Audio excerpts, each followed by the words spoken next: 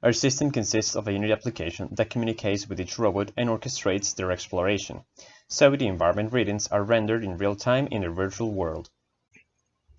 The robot consists of a simple acrylic structure and an Arduino Uno and Raspberry Pi setup.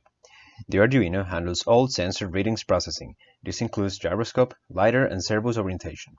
It talks to the Raspberry Pi via serial communication.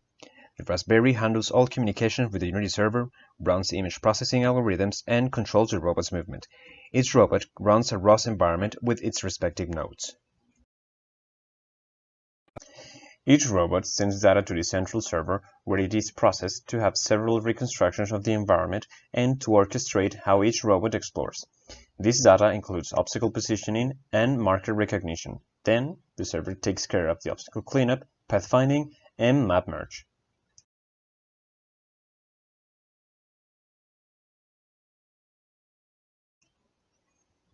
Pathfinding is done using a custom grid system that clusters lidar readings and places obstacles onto a nav mesh that allows for classic pathfinding within the environment.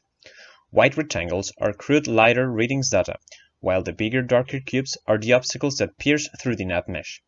These bigger obstacles are not rendered within the VR experience.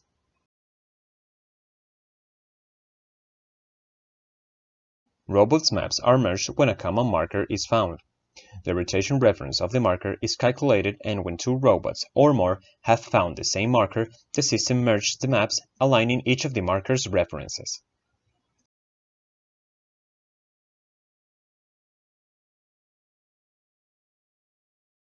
The users interact with the virtual world with an HTC Vive headset and controllers. With this, the user can move and explore around the room by aiming at the desired location and pressing the touchpad to teleport to that point. Each of the robot's map is rendered in real time. The user can aim and press the right trigger to shrink on top of the selected robot and spectate its exploration.